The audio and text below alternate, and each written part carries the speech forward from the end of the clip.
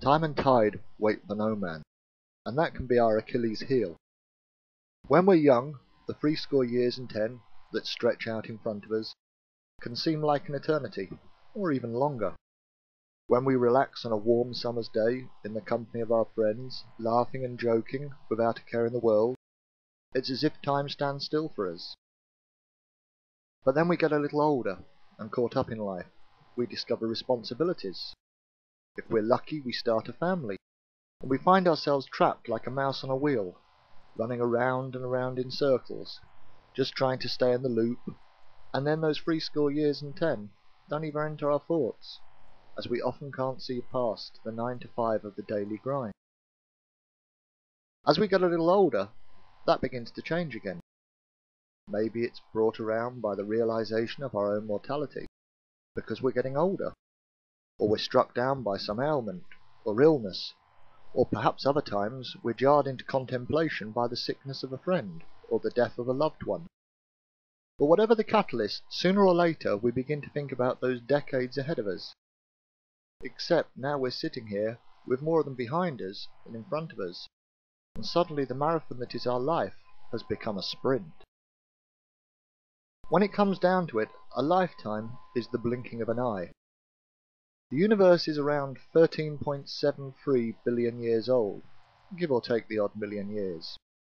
The world has been around for 4.54 billion years, and modern man has walked upon its surface for a few 100,000 years, and yet we only get to live for around 70 years, if we're lucky, and a lot less than that if we're not.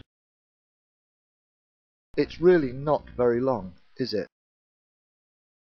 70 short years, or the blinking of an eye, to do everything we want to do, and everything we need to do, to ensure our survival and the survival and comfort of those to follow.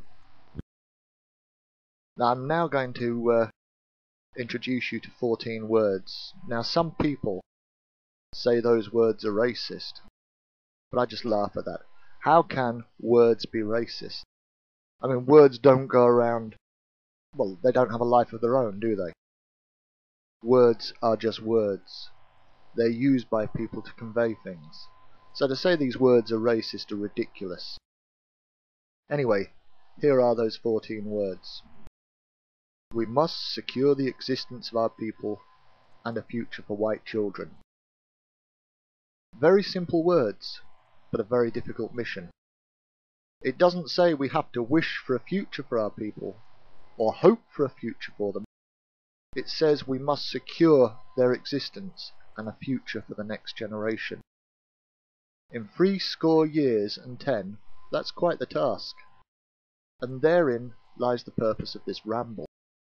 As we find the sands of time ticking down, and the morning of our lives becoming the afternoon, and then the evening, we find the window of opportunity closing upon us, and the chances of success dwindling with every heartbeat.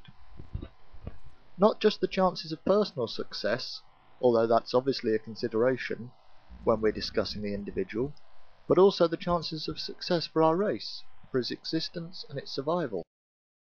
When my nephew is an old man, if we fail, he's going to be living in a minority, and in that world he won't get the rights that others have been given in our world.